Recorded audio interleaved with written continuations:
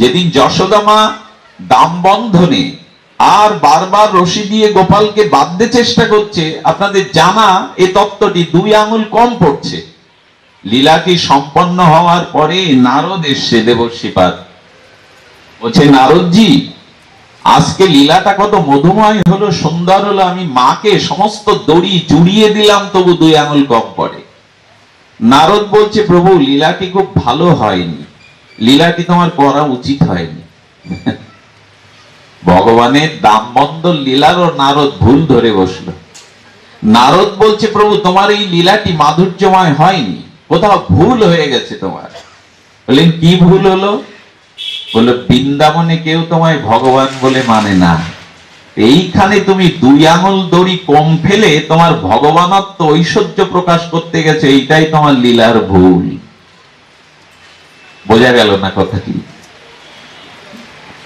ভগবান ভগবানই, তবে বৃন্দাবনের কৃষ্ণ ব্রজেন্দ্র নন্দন যশোদানন্দের ভগবানত্বটা ওখানে ঢাকা পড়ে গেছে, ওইখানে ঐশ্বর্যটা ঢাকা পড়ে মাধুর্যটা প্রকাশ হয়েছে। ভগবান মাধুর্য মণ্ডিত শ্রীরাম বৃন্দাবনে। এই জন্য সব দেবদেবীর পায়ে পাদুকা দেখবেন, জুতা, এমনকি বৈকুণ্ঠে নারায়ণেরও পাদুকা আছে, এমনকি অযোধ্যাতে, দ্বারকাতে আর মথুরাতে ভগবানের পায়ে পাদুকা আছে, কিন্তু বৃন্দাবনে রাধারানী বা গোবিন্দের পায়ে কোনো পাদুকা নাই। এর কারণ কি? স্বয়ং ভগবান ব্রজধূলিকে, ব্রজকে কি সম্মান দিয়েছে দেখুন। ব্রজে কৃষ্ণ কখনো পায়ে আর পাদুকা, রাধারানী কখনো পাদুকা, গোপীরা কখনো পাদুকা ব্যবহার করেন। একদিন যশোদা বলছেন, গোপাল তুই রাজার ছেলে আর তোর পিতা এই ব্রজের রাজ, তো রাজার ছেলে তুই নগ্ন পায়ে, কত কাকর আছে, কত কণ্টক বিদীর্ণ হয় তোর পায়ে, তুই রাজার ছেলে, তোর চরণটা বড় কোমল, শিশির মানে কুসুম ফুলের সম তোর চরণটা বড় কোমল, আর বাবা আমার বুকে বাজে, তুই খালি পায়ে যখন ধেনু চড়াতে যাস কত কাটা ফোটে, কাকরও ফোটে, তপ্ত বালুতে তোর পাটা পুড়ে যায়, তোর পা তো পদ্ম কমলের থেকে কমল, তো তোর পায়ে ব্যথা লাগে, আমি তোর জন্য 2 জোড়া পাদুকা তৈরি করে রেখেছি। কৃষ্ণ আর একটা ছত্র রেখেছি, ছাতা। তো যশোদার কাছে গিয়ে গোপাল কোলে বসে বলছেন, মা 9 লক্ষ মানে 9 লাখ জুতো লাগবে, তাহলে ওই জুতো পরবো আমি। 9 লাখ জুতো কি করবি তুই? বলেন, আমার 9 লক্ষ ধেনু, আমার সাথী, আমার ভালোবাসার গাভীগুলো তো পায়ে জুতো দেয় না, আমি যাদের ভালোবাসি, যে আমার একান্ত যারা, তারা যদি পায়ে পাদুকা না দেয়, আমিও ব্রজে পাদুকা দেব না। এতে গেল একটা দিক। আর গোবিন্দ বলছেন, আমার থেকে বড় মহিমা হলো স্বর্ণবটি, এটা না অ্যাসিড, অ্যাসিড। আচ্ছা ভালো, সোনা তো অ্যাসিডেই খাঁটি হয়, হরি কথাতেই মানুষ খাঁটি হয়, একটু পড়তে হবে, এই আর ভজনে মানুষ খাঁটি হয়, হরি কথা শ্রবণ কীর্তনে খাঁটি হয়।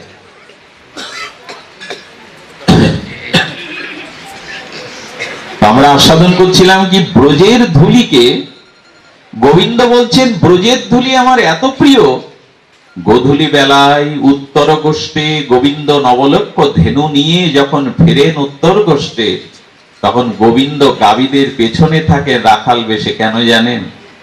এই ব্রজধূলি আমার বড় প্রিয়। এই ব্রজধূলি হওয়ার জন্য ব্রহ্মা 60,000 বছর তপস্যা করেছে, আমি বৃন্দাবনের ধূলি হতে চাই। ব্রহ্মা সৃষ্টিকর্তা 60,000 বছর তপস্যা করেও ধূলি হওয়ার যোগ্যতা রাখেননি।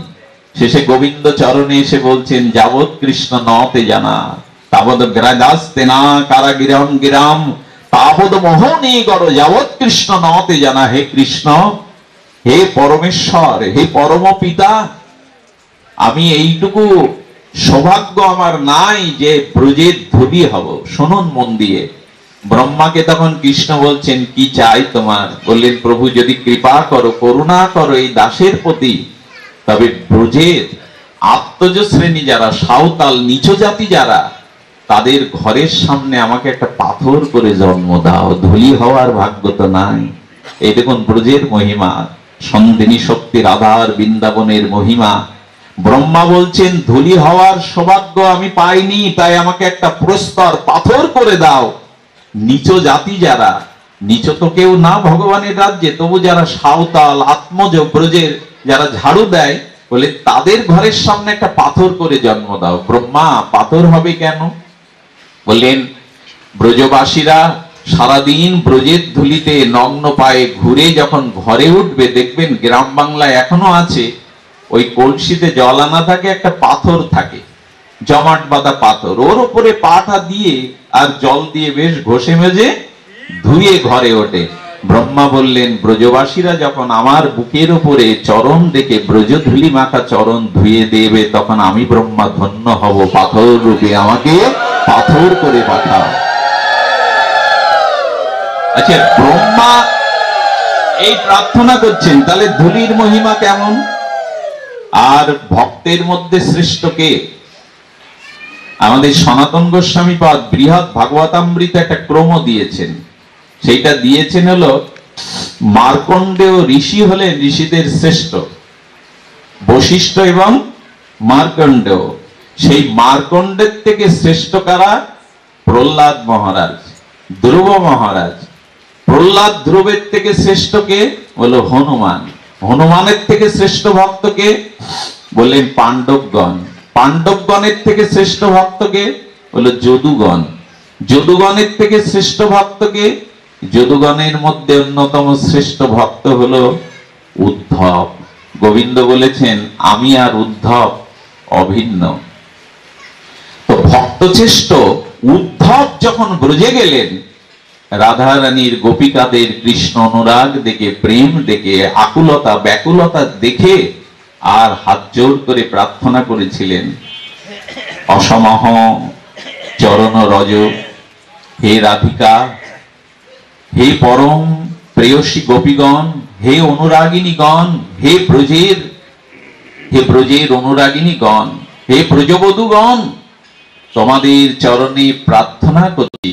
এই উদ্ধব তোমাদের চরণে নিবেদন করছে, প্রার্থনা করছে, আমাকে এই ব্রজের একটা জঙ্গলের মধ্যে একটা গুগ্ন লতা করে জন্ম দাও তোমরা।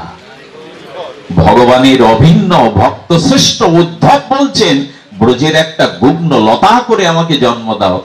রাধারানী জিজ্ঞাসা করছে, উদ্ধব তুমি কৃষ্ণ সখা? তোমাকে আর কৃষ্ণকে একত্রিত দেখলে অনেকেই ভুল করে তোমায় কৃষ্ণ ভেবে বসে। তো উদ্ধব তুমি ভক্ত শ্রেষ্ঠ হয়েও কেন ব্রজের গুগ্ন লতা হতে চাইছো, ঔষধি নাম লতা হতে চাইছো? বলেন কেন হতে চাইছি জানেন? এই উদ্ধব জন্ম দেখলাম ধন্য না।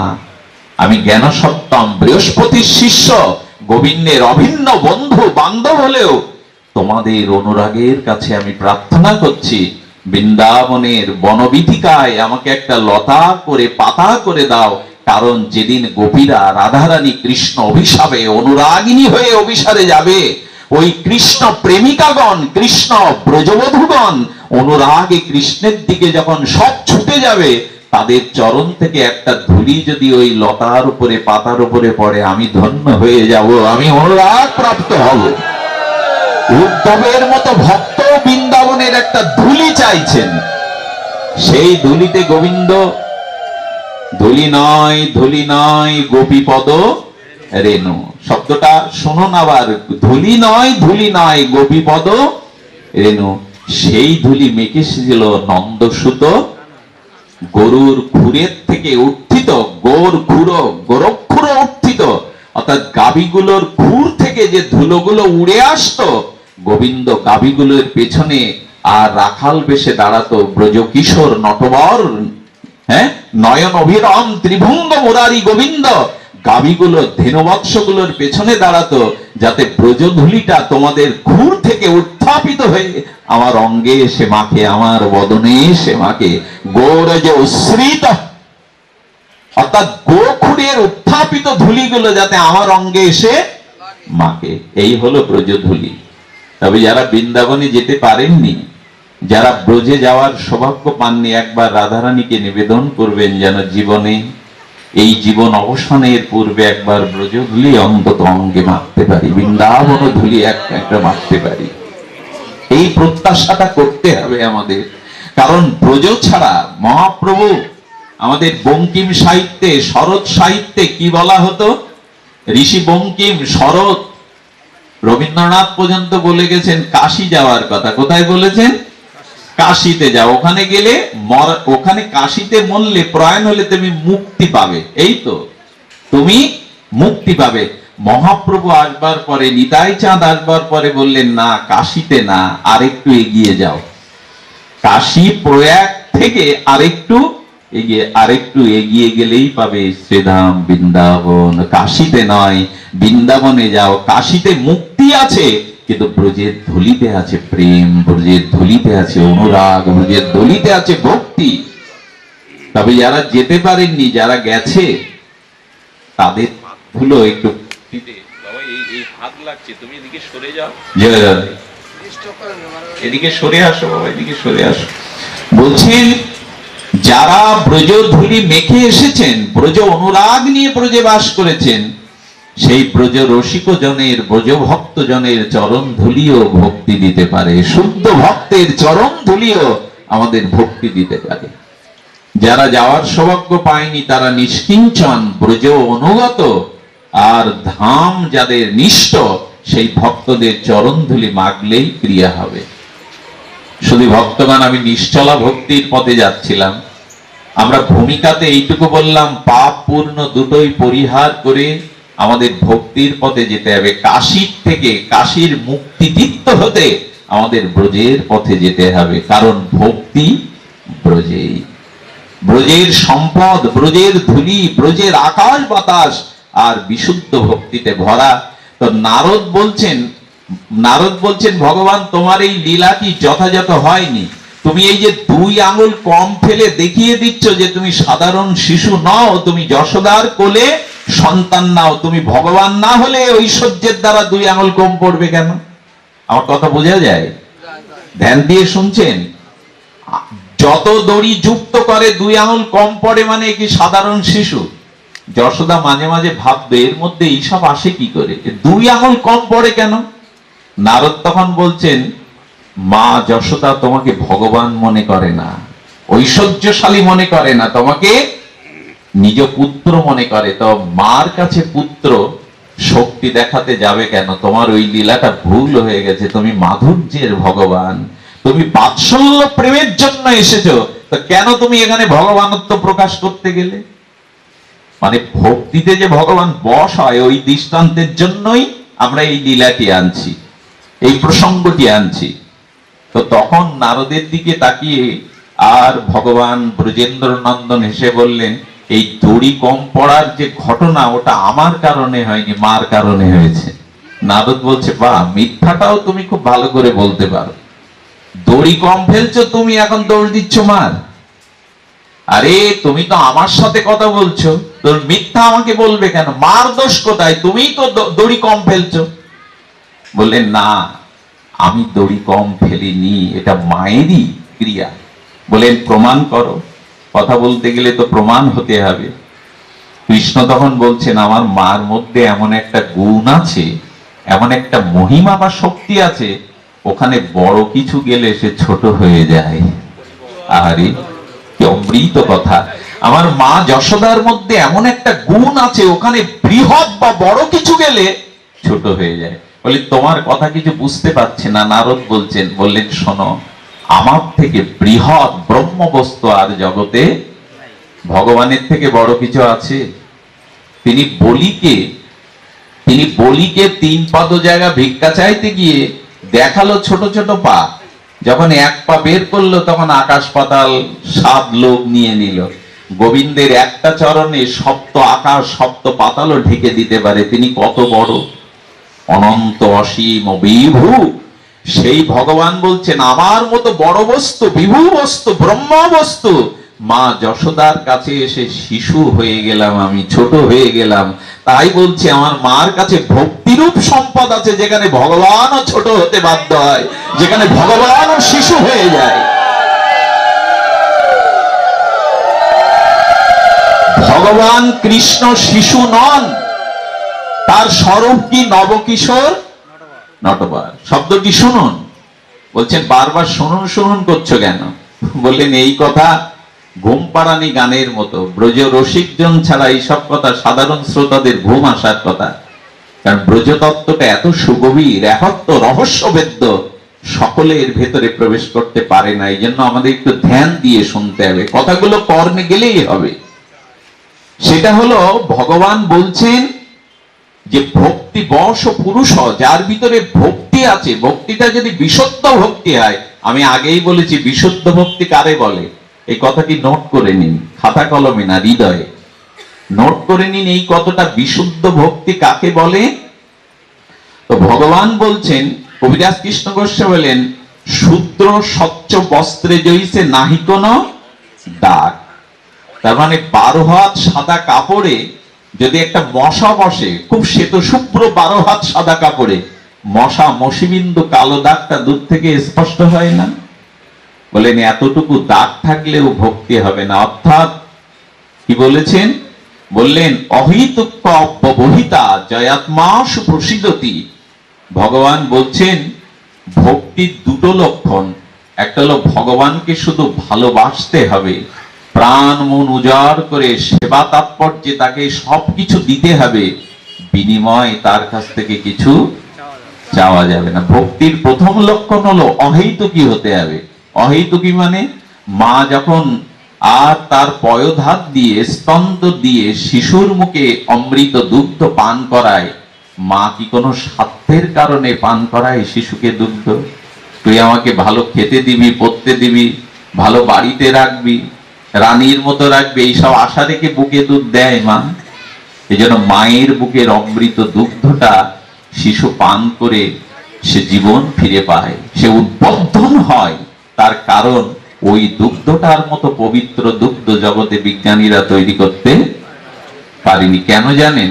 ওইটা নিঃস্বার্থ ভাবে ভালোবেসে সন্তানকে দেয় বলে ওর থেকে পবিত্র বস্তু আর জগতে নাই। যে বস্তু নিঃস্বার্থ হয়, কামনা নেই, বাসনা নেই, দিলাম ফিরে পাওয়ার আশা নেই, ডান হাত দিয়ে দিয়ে বাম হাতকে প্রস্তুত রাখলাম ফিরে পাবো বলে, যেখানে হেতু নেই, নিজের সুখের বাসনা নেই, চাওয়া পাওয়া নেই, ভক্তির প্রথম লক্ষণ হলো অহেতুকী। যেন ইহে জন্মে পরজন্মে ইহকালে পরকালে তোমাকে ভালোবাসা দিতে পারি, তোমাকে সেবা করতে পারি, বিনিময় তোমার কাছে যেন কোনো কিছু না চাই। এই হলো ভক্তির প্রথম লক্ষণ। বোঝা গেল মা? তোমাকে ভালোবেসেছি, তাই তোমাকে দেহ মন প্রাণ সর্বস্ব দিলাম, ইহকালে পরকালে কারো কাছে তোমার কাছে কোনো কিছুই চাই না। এই ভালোবাসা সহজে হয় না। আমরা যেটুকু দেই আবার পাওয়ার জন্য পাত্র প্রস্তুত রাখি, ডান হাত দিয়ে বাম হাতকে সতর্ক করি কবে পাবো। যেখানে এই দেওয়া নেওয়া আছে ওটা ব্যবসা, ওটা ভক্তি নয়। আমি দিলাম বিনিময় তোমার কাছ থেকে ফিরে পাবো, এটা ব্যবসায়িক বৃত্তি, একে ভক্তি বলে না। ভালোবাসতে হবে, বিনিময় কিছু চাওয়া। আত্ম সুখ দুঃখ গোপীর নাহিক বিচার, কৃষ্ণ সুখে তো চেষ্টা ব্যবহার। আরে লাইনগুলো না, শব্দগুলো এত মার্মিক। ভাগবত কথা চটুল কথা নয়, গল্প দিয়ে কাহিনী দিয়ে মানুষকে বাহ্যিক আনন্দ দেওয়া নাই। ভাগবত হলো অনেক ঊর্ধ্বের বস্তু, এর প্রতিটা অক্ষর আপনাকে প্রেম দিতে পারে, ভক্তি দিতে পারে। বিশুদ্ধ হরি কথা, এই বিশুদ্ধ হরি কথা হলো অহেতুকী।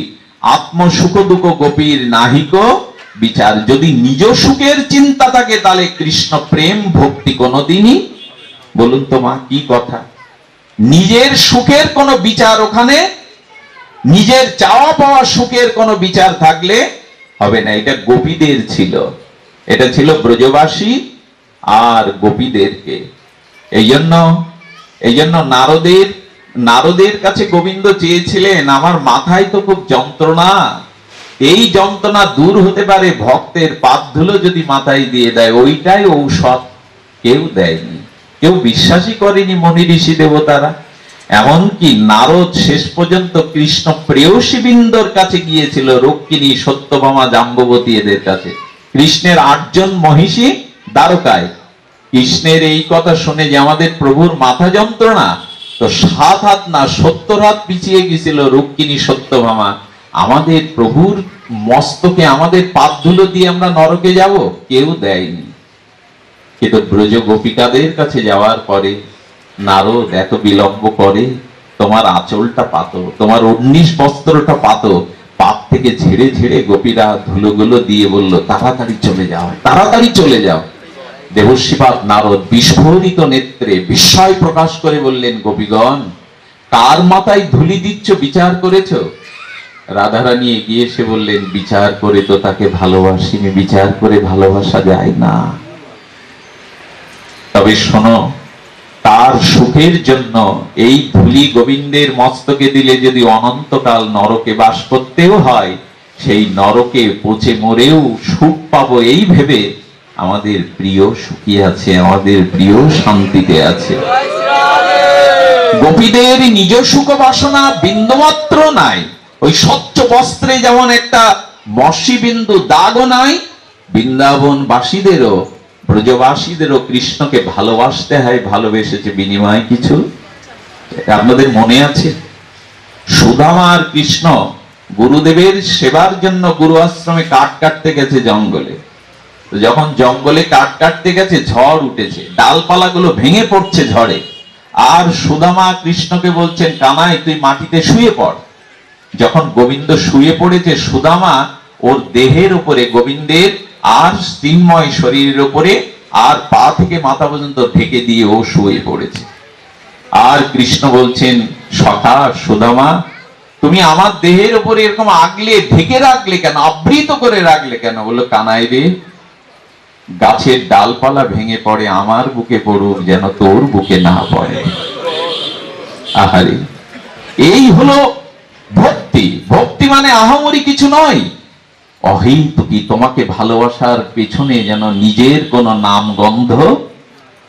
এখন মানুষ দেখবেন সাইনবোর্ডে নাম তোলাবার জন্য ব্যস্ত। অমুক দাতা, মন্দিরে 2000 টাকার প্লেট, তাতে আগে আমার নাম বসাতে হবে, ওখানে ওং লিখতে হবে, আর লোক ওঙের মাথায় পা দেবে, ব্রহ্মার মাথায়। কত দুঃসময়, অন্ধকার সময়ে এসেছি। মন্দিরে কখনো প্লেট বসিয়ে নাম প্রচার করতে হয়? এগুলো খুব স্থূল চিন্তা। ভগবানকে, ঈশ্বর শক্তির কাছেই তো সব পেয়েছেন, তাকে দিয়ে আবার নাম ফলক লেখানো কি? ঢাক ঢোল পিটানো ভক্তি হয় না। এটাই এখন আমরা ভুলে গেছি। যা কিছু করি আগে আমার নামটা প্রচার হোক। এখানে 5টা গীতা দানের মধ্যে আমি কেন থাকলাম না, জ্বলতে শুরু করলো ভেতরে। এরকম হলে ভক্তির থেকে আপনি অনেক দূরে। ভক্তি সাধারণ জিনিস নয়, যাতে ভগবানকেও বশ করা যায়, ভগবানকেও বসিয়ে বিক্রি করা যায় হাতে তুলে ভক্তির দ্বারা। ভক্তি বশ পুরুষ। গোবিন্দ বললেন, আমি একমাত্র বশ, জ্ঞানের দ্বারা কর্মের দ্বারা হয় না, ভক্তির দ্বারাই বশ। জ্ঞান কর্ম যোগ ধর্মে কৃষ্ণ নহে বশ, কৃষ্ণ বশ হেতু একমাত্র প্রেম ভক্তি রস। এই স্পষ্টকৃত অক্ষর কবিরাজ কৃষ্ণ গোস্বামীর। ভক্তিতে ছাড়া ভগবান বশ হবেই না। সেই ভক্তির পথে আমরা চলেছি। গোপীদের আত্ম সুখ দুঃখের কোনো বিচার নাই না। এই জন্য যে গোপীরা শয়নে, স্বপনে, জাগরণে, নিদির ধ্যানে সর্বদা গোবিন্দের চরণ চিন্তা। কেমন জানেন? আহা, লীলাটি বলতে গেলেই কণ্ঠটা রুদ্ধ হয়ে যাবে। উত্তর কষ্ট হতে গোধূলি লগ্নে আর নবলক্ষ ধেনু নিয়ে যখন গোবিন্দ ফিরত ব্রজের ধুলি মেখে, তখন রাধারানী আর ললিতা, বিশাখা সহচরী সখীবৃন্দাদের নিয়ে আর চিলেকেটোর ওপরে গোবিন্দকে দর্শন করবে বলে চাতকের মতো চেয়ে থাকতো রাধা। গোপীগণ একবার দেখছে, গুরুজনেরা দেখছে কিনা, আবার দেখছে এই দিকে। সঙ্গে সঙ্গে ললিতাকে জড়িয়ে ধরে রাধারানী বলছেন, ওরে ওরে, ললিতা বলতে পারিস কোন চোখে পলক পড়ে না? গোবিন্দকে দেখতে গিয়ে ওই অরিন্দম সুন্দর প্রিয় পরমের কমল সুন্দর বদনকানা দেখতে গিয়ে চোখের পলক পড়ে। আর যখন পলক পড়ে তখন মনে হয় এক যুগ যেন তার হারিয়ে ফেললাম। এসব কথা কি সাধারণের কাছে উপজীব্য? চোখের পলক পড়লে রাধারানী গোপীগণ ভাবেন এক যুগ যুগান্তর তোমায়। আচ্ছা, চোখের পলক পড়ার সাথে সাথে রাধারানী বিধাতাকে গালি দিচ্ছে। বিধাতা তুমি যোগ্য সৃজন জানো না, তুমি অরসিক। বিধাতাকে গালি দিয়েছে এ পর্যন্ত কেউ? বিধাতাকে গালি দিচ্ছেন গোপীগণ রাধারানী। কেন গালি দিচ্ছেন? এই জন্য যে তুমি রসিক নও। হে বিধাতা তুমি সৃজন জানো না, যোগ্য সৃজন। এমন ভুবন মলানো অরিন্দম কিশোর শেখর রসিকেন্দ্র মৌলি রসিক শেখর ব্রজেন্দ্র নন্দনের বদনটা দেখতে গেলে এক দুই চোখে মানায়। কোটি আখি দিল না বিধি, দিল মাত্র দুই, তার মধ্যে নিমেষ দিল কি দেখিবে মই। এমন কথা পৃথিবীর ইতিহাসে কোন সাহিত্যে এরকম অক্ষর কেউ বসায়নি। রাধারানী বললেন, বিধাতা তুমি রসজ্ঞ নও, তুমি যোগ্য সৃজন বোঝো না। এমন নয়ন অভিরাম মনসুন্দর রূপ দেখতে কেউ দুটো চোখ দেয়, কেন কোটি চোখ দিলে না? আচ্ছা, রাধারানীকে যদি আমরা প্রশ্ন করি, 1 কোটি চোখ যদি তোমায় দিত, বিধাতাকে, উনি তো বিধাতার দাতা, তো রাধারানী তোমাকে যদি 1 কোটি চোখ দিত, তো সমস্ত দেহ ঢেকে দিলে ঢাকা যেত 1 কোটি চোখে? কথাটা একটু হিসাব করে বলতে হবে, যুক্তি দিয়ে। তুমি যে 1 কোটি চোখ চাইলে, 1 কোটি চোখ যদি বিধাতা তোমায় দিত, তা পুরো অঙ্গই ঢেকে যেত, ধরতো না তো তোমার অঙ্গে। রাধারানী বলছেন, আমার কথাটা বুঝতে পারোনি। আমি 2 চোখেই কোটি আখির তৃষ্ণা চেয়েছি। 1 কোটি আখিতে যে তৃষ্ণা, আমি 2 চোখেই সেটা চেয়েছি। এই হলো সমাধান।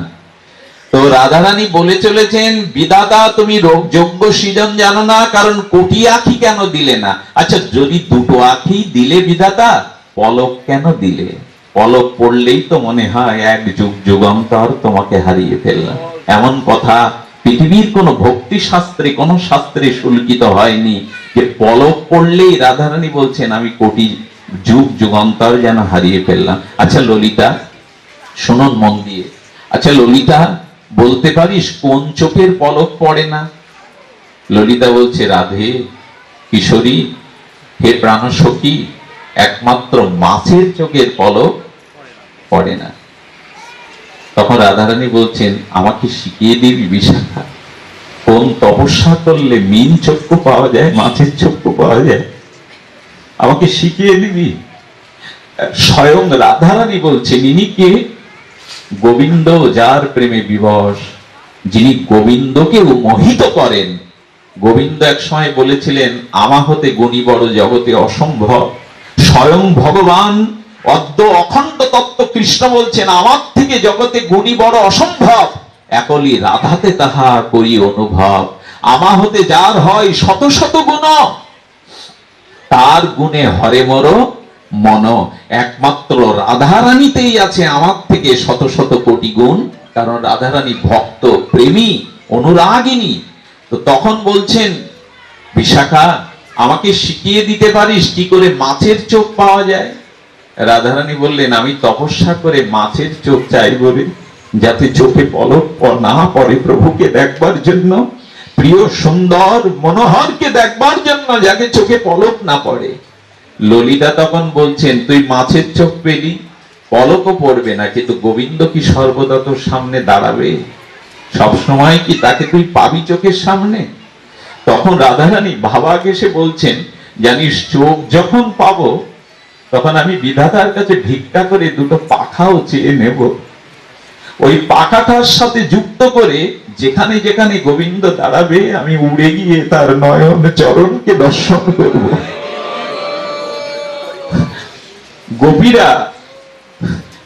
গোপীরা যমুনার তীরে চলে গেছেন। নারদ এসে প্রণাম করছে, ও তোমরা যমুনার তীরে এসে তাকে ধ্যান করছো? নারদকে কি বললো জানেন? আমি অন্তত এই কথা শুনিনি জগতে, এই কথা বিস্ময়কর কথা। কবিগণ বলছেন, নারদ তোমার ভুল হচ্ছে, আমরা গোবিন্দকে মনে মনে ধ্যান করছি না, আমরা চিন্তা বা ধ্যান করছি মন থেকে গোবিন্দকে তাড়াবো বলে। শুনেছেন একথা কখনো? গোপীগণ চোখ বন্ধ করে বলছে, নারদ আমরা ধ্যান করছি না গোবিন্দের, আমরা হৃদয় থেকে গোবিন্দকে তাড়াবো বলে, বিতাড়িত করবে বলে ধ্যানে বসেছি। নারদ প্রণাম করে বলছে, ধন্য তোমাদের প্রেম। ভগবানকে জীব হৃদয়ে যুগ যুগান্তর তপস্যা করে পায় না, হৃদয় থেকে তাকে তাড়াবে কেন? বলে, যমুনাতে জল নিতে এসেছিলাম, জলটা যখন তরঙ্গ দিয়ে জল তুলবো, তখন মনের মাঝে তার মুখ মনে পড়ে, কলসিটা ভেসে গেছে, এখন বাড়ি গিয়ে কি জবাব দেব? কোনো কাজ আমরা করতে পারি না তার জন্য। তাই ভাবছি যাকে হৃদয়ে রাখলে সংসার ধর্ম, বেদ ধর্ম, গৃহ ধর্ম সব ভুল হয়ে যায়, তাকে হৃদয় থেকে তাড়িয়ে দেব। আচ্ছা, নারদ বলছি তো, আমি তোমাদের একটা ধ্যান শিখিয়ে দিতে পারি, যে ধ্যান করলে কৃষ্ণ তোমাদের ভেতর থেকে চলে যাবে। নারদের কাছে হাত জোর করে বললেন, তুমি তো দেবর্ষি, শিখিয়ে দাও সেই ধ্যান। নারদ তখন ওঙ্কার জপ করতে বলছেন, কৃষ্ণ বাদ দিয়ে চোখ বন্ধ করে নিরাকার, নিরাকারের প্রণব ওঙ্কার জপ করতে বলছে, ওম বলো।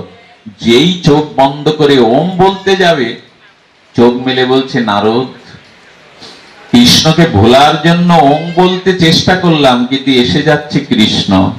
আর নয়ন বন্ধ করে হৃদয় থেকে তাকে তাড়াবো বলে চিন্তা করছি, কিন্তু যত চিন্তা করছি তাড়াবো, তত হৃদয়ে তার মুখটা বারবার ভেসে উঠছে, তার চরণটা। ধ্যানের দ্বারাও আমরা তাকে তাড়াতে পারবো না। গোপী প্রেম শুনবেন। এক গোপী, আমি বহুবার বলেছি, এরা জানে, তবু এই মাটিতে প্রথম আসা, আপনাদের জন্য এই কথাটা উপহার স্বরূপ ভাগবতে। এক গোপীগণ চলেছে, মাথায় একটা, আচ্ছা গোপীগণ কি জানেন, ওই যে নবনীত ননি, দধি দুগ্ধ ওরা বিক্রি করতে যেত। তা মহিলারা মথুরার বাজারে যাবে কেন? শাশুড়িকে বুঝিয়ে, স্বামীকে বুঝিয়ে বলতো, বৃন্দাবনের এখনো 18 ঘন্টা মেয়েরা কাজ করে আর বাবাজিরা বাড়ি বসে থাকে। এখনো আমি গিয়ে দেখেছি ব্রজবাসী যারা, মাহিরাই বেশি পরিশ্রম করে, হাটে মাঠে ঘাটে ওরাই, বাবাজিরা বসে হুকো টানে। ব্রজবাসীর অনেকেই ওরা খাটিয়ায় বসে থাকে, আমি দেখেছি, এটা আন্দাজে বলছি না। কিছু কিছু এলাকা আছে ওখানে মায়েরাই কর্মপ্রধান, মায়েরাই বেশি খাটে। তো তখন বলছেন, কি আস্বাদন করছিলাম,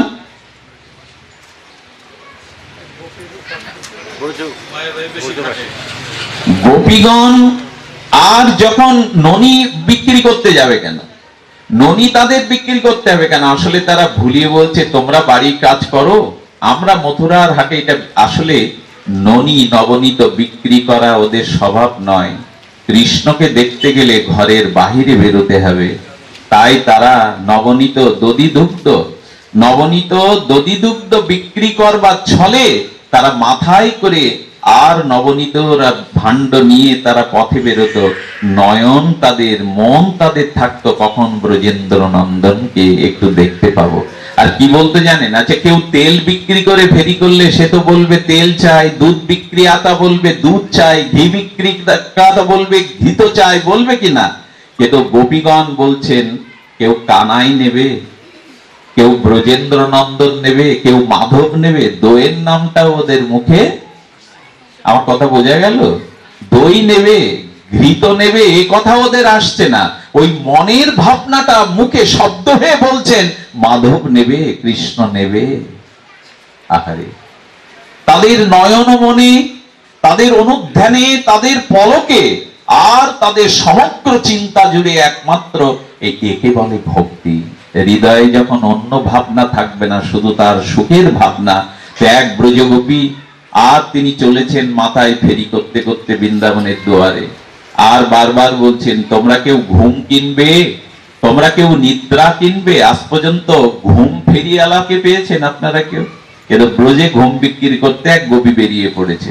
আর এক গোপী ছুটে এসে বলছে, দিদি ভাই, আমার বড় ঘুমের প্রয়োজন, আমার কাছে বিক্রি করো ঘুম। এই দুজনের অবস্থা দেখে পাশে সবাই উপহাস করছে, হাসছে। এরা উন্মাদিনী, এদের স্মৃতিশক্তি লুপ্ত হয়ে গেছে। আসলে যায়নি। ঘটনাটা শুনুন।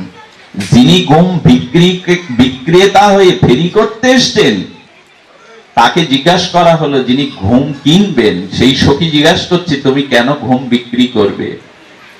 তখন বলছে, দিদি, আমি ললিতা সখীর ধ্যান করতে করতে ললিতার কৃপা পেয়েছিলাম। ললিতা প্রকাট হয়ে বলেছিল, তুই কুঞ্জ সাজিয়ে অনুরাগিনী হয়ে বসে থাক, আজকে শ্যামসুন্দরকে সাজিয়ে তোর কুঞ্জে পাঠাবো। আমি সেদিন কুঞ্জও সাজিয়েছিলাম, বনবীথিকায় ফুল শোভায় অনুরাগিনী হয়ে কুঞ্জ সাজিয়ে চাতকের মতো পথে তাকিয়েছিলাম, শ্যামসুন্দর প্রিয় পরম কখন আমার কুঞ্জে আসবে। ললিতা কথা দিয়েছে কৃষ্ণকে পাঠাবে, আর তিনি নিশি জাগরণ করতে করতে চাতকের মতো সতৃষ্ণ নয়নে বারবার চাইছে, বারবার বিনিদ্র রজনী জেগে কৃষ্ণ প্রতীক্ষায় আছে, কিন্তু দ্বিপ্রহরে তার চোখে নেমে এলো ঘুম। তিনি কুঞ্জের দ্বারে ঘুমিয়ে পড়লেন। যখন ঘুম ভাঙলো, দেখলো বিবাহাবরী সমাপ্ত হয়ে ভোর হয়ে গেছে। কিন্তু ভোর হওয়ার পরে দেখলো আমার প্রাণনাথ, আমার প্রিয় পরম ব্রজেন্দ্র সুন্দর ত্রিভঙ্গ মুরারি এসেছিল আমার কুঞ্জে। কি করে বুঝলো জানেন? গোবিন্দের চরণে 19টা দিব্য চিহ্ন আছে, ধ্বজ, অঙ্কুশ, মীন, ধ্বজ, এগুলো 19টা চিহ্ন আছে, তবেই না তিনি ভগবান। এই 19টা চিহ্ন অন্য কোনো ভগবত স্বরূপের চরণে নাই, এক গোবিন্দ আর রাধারানী ছাড়া। এটা মুখের জোরের কথা নাই, স্বয়ং ভগবান কৃষ্ণ, এই জন্য যে তার চরণে 19টা দিব্য চিহ্ন আছে, ধ্বজ, অঙ্কুশ, মীন, রথ, ছত্র, বজ্র, ত্রিকোণ, কলস, মীন, এইগুলি চিহ্ন আছে। এর এক একটা কারণও আছে, আমরা সে ব্যাখ্যায় যাব না। তো সেই সখী দেখলো ব্রজের ধুলির পরে কুঞ্জের আঙিনায় ধুলিতে সেই 19টি চিহ্ন, গোবিন্দ চরণ ওখানে ফিরে যাওয়ার চরণ চিহ্নটা মাটিতে এঁকে গেছে। উনি বুঝলেন আমার নিদ্রা দেখে গোবিন্দ আমার কুঞ্জ থেকে বিদায় নিয়েছেন। দিদি সেই দিন প্রতিজ্ঞা করেছিলেন, যে ঘুম আমার গোবিন্দকে, প্রাণনাথকে আমার কুঞ্জ হতে ফিরিয়ে দেয়, আজ হতে আমি আর ঘুমাবো না। এই জন্য আমি ফেরি করে দিচ্ছি। ঘুম তো মানে না, বাধা মানে না, তাই ফেরি করছি। তোমরা কেউ ঘুম কিনবে আমার কাছ থেকে? এ কোনো সাহিত্যের কথা নয়, উপন্যাস প্রবন্ধ নয়, ভাগবতের চরম অনুরাগিনী গোপীগণের সেবা মহিমা। ওই দিদি তখন বলছেন, দিদি আমার খুব ঘুম প্রয়োজন, আমার কাছে বিক্রি করো। ঘুম যিনি বিক্রি করবেন তিনি বলছেন, তুমি কিনছো কেন ঘুম? কেউ তো ঘুম কেনে না। বলেন কেন কিনছি জানো? তোমার যে কারণ, আমার ঘুম কেনার কারণ ওই একই কারণ। কেন জানেন? একদিন সারাদিন গোবিন্দের চিন্তা করতে করতে এই ব্রজ সুন্দরী ঘুমিয়ে পড়েছিল। ঘুমের মধ্যে দেখছেন যে গোবিন্দ এসে হাতে মালা নিয়ে অপেক্ষা করছে, আর সুন্দরীকে সেই মালাটা হাতে দেবে, প্রসাদী মালা। যেই মালাটা দিতে যাবে সেই ওর স্বপ্ন ভঙ্গ হয়ে গেল, ঘুম ভেঙে গেল। ঘুম ভাঙার পরে দেখলো এটা স্বপ্নতেই এসেছিলেন, কিন্তু জাগ্রত হয়ে দেখলেন প্রাণনাথ আর সম্মুখে নাই। তাই দিদি সেদিন থেকে প্রতিজ্ঞা করেছি, যদি ঘুমিয়ে থাকলে প্রাণনাথকে পাওয়া যায়, ঘুমের মধ্যে আমি আর কখনো জাগবো না। আমি ঘুমে ঘুমেই গোবিন্দকে দেখবো, ঘুমের মাঝেই প্রাণনাথকে দেখবো। একজন ঘুম বিক্রি করতে আসছে, আর একজন ঘুমকে কিনতে এসছে, একই কারণে শ্রী গোবিন্দকে পাবে বলে। পারবো তো আমরা? এসব কথা আমাদের মাথায়ও আসবে না, চিন্তায়ও আসবে না।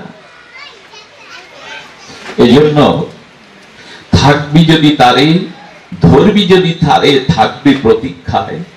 বৃন্দাবন থেকে গোবিন্দ যখন অক্কুরে রথে উঠে চলে যাবে, সেই দিন গোপীগণ রথের সামনে, চাকার সামনে শরীর বিছিয়ে দিয়ে বলল, বিছিয়ে দেওয়ার আগে ললিতা বলছে, রাধে, রথের চাকাটা বৃন্দাবনের মাটি দিয়ে যাওয়ার সময় কৃষ্ণ ব্রজ থেকে চলে যাচ্ছে, এই বিরহে মাটিও ফেরে যাবে। আচ্ছা, মাটি যদি ফেরে যায় রথের চাকার আঘাতে, তবে আমাদের হৃদয় ফেরে যাচ্ছে না কেন, বিদীর্ণ হচ্ছে না কেন? আমাদের হৃদয় থেকেও তো, ব্রজ থেকেও তো গোবিন্দ বিদায় নিচ্ছে, আমার হৃদয় কেন দ্বিখণ্ডিত হয়ে যাচ্ছে না? একথা আর কেউ বলেনি। গোবিন্দের বিদায়ে ব্রজের মাটি রথের আঘাতে দ্বিখণ্ডিত হলো, আমার হৃদয় হচ্ছে না কেন? একথা কেউ বলেনি। এই কথা ইতিপূর্বে কেউ বলেনি।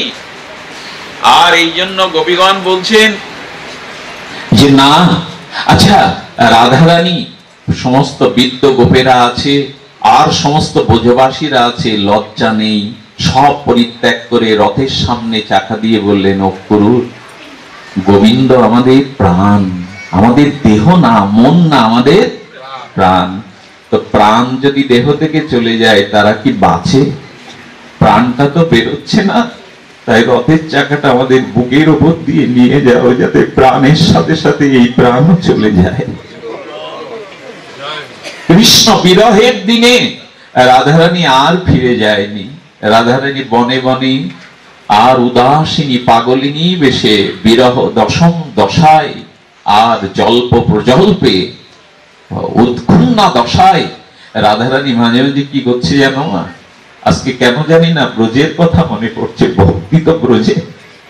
রাধারানী মাঝে মাঝে ছুটে যাচ্ছেন, ললিতা তাড়াতাড়ি কুসুম আনত, ফুলগুলো আনত, ষড়ঋতুর ফুল মালা গাঁথত, বলে আমার প্রাণনাথ আসবে। বাসর সজ্জিকা হয়ে বাসর সাজাচ্ছেন রাধারানী। গোবিন্দ যে না, এই স্মৃতি নাই, মনে করছে প্রভু আসবে, তাই বাসর সজ্জিকা করে রাধারানী বাসর সাজাচ্ছেন। আর সুন্দর করে সাজিয়ে বলছেন, দেখ তো ললিতা, দেখ তো সুন্দর করে বাসর সাজানো হলো কিনা। কই আমি তো সেজেছি বধূর বেশে, ঘোমটা বেঁধে, আর সতৃষ্ণ নয়নে তাকাচ্ছে প্রাণবধূ কখন আসবে।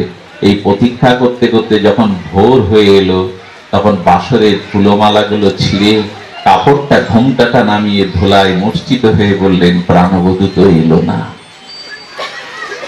আমি আপনাদের এই জায়গায় নিয়ে যেতে চাচ্ছি না, এই জায়গা ব্রহ্মাও যেতে পারবে না। গোপী প্রেমের তুলনা ব্রহ্মাও অনুধাবন করতে পারবে। বলছে এই জন্য ভক্তি মানে নিজের সুখের চিন্তা না করে শুধু।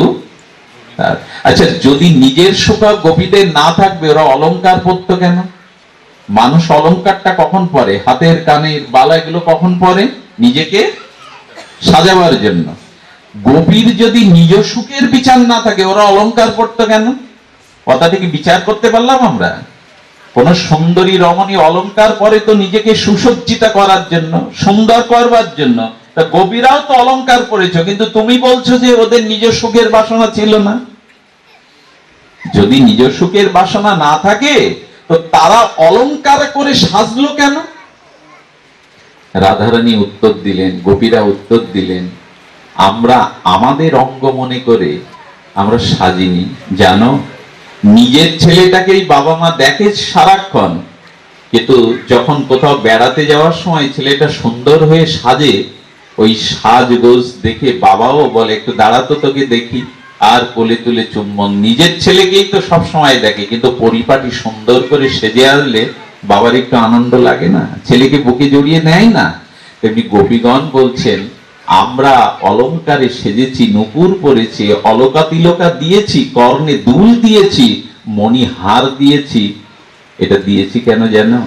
আমরা সুন্দর হয়ে তার সামনে গেলে তিনি সুখ পাবেন, এই ভেবে করেছি, আমাদের সৌন্দর্যের জন্য না। আরে কি অদ্ভুত গোপীদের অনুরাগ! অর্থাৎ নিজে সেজেছে সেটা তাকে। একটা কথা বলি, গোপীরা একাদশী করতো না। গোপীরা কোনোদিন একাদশী, এই শুনে যেন আপনি আবার বলবেন না কোন পাঠক বলে গেল আমি আর একাদশী, গোপীরা করতো না, তারা শ্রেষ্ঠ, আমরা খবরদার। এরা উল্টো ব্যাখ্যা যেন করবেন না কারো কাছে। গোপীরা একাদশী করতো না এই জন্য যে একাদশী করলে শুষ্ক মুখ নিয়ে গোবিন্দের সুন্দরের সামনে গেলে আমাদের এই শুষ্ক মুখ তার আনন্দ দেবে না, তার ভালো লাগবে না। তাই একাদশী করার থেকে গোবিন্দকে সুখ দেওয়াটাই আমাদের কাছে ব্রত। তাই তারা একাদশী না করে, শুষ্ক মুখ না করে, তারা গোবিন্দের সামনে তাকে সুখের জন্য দিত। তো রাধারানী চিলেকোটায় দেখছে গোবিন্দ আসছে, বলরাম আগে, ধেনুবৎসের পেছনে শ্যাম সুন্দর মদন মোহন, গোপবেশ বেণুকর, নবকিশোর নটবর মুরলীর ধারে আসছে। রাধারানী গোবিন্দকে দেখলে আগে চরণটাই দেখতো, আগে চরণের দিকে দৃষ্টি যায়। যেই চরণের দিকে দৃষ্টি গেছে, আর বলছে ললিতা পুড়ে গেল। রাধারানীর অঙ্গে সেক লাগছে, গরম সেক দিলে যেমন পুড়ে যায়, রাধারানীর কমলং শিরিষ কুসুম দল গভীর, রাধারানীর কমল প্রেমতনু অঙ্গে সেক লাগছে, লাল হয়ে হয়ে যাচ্ছে। ললিতা বলছেন, তোর গায়ে গরম ছেক লাগছে কেন? রাধা কাঁদতে কাঁদতে অশ্রু বিসর্জন করতে করতে বলছেন, ধিক আমার রাধা জন্ম, আমি যদি পদ্ম ফুল হয়ে জন্মাতে পারতাম তবে আমার জন্ম সার্থক হতো, কেন রাধা হলাম?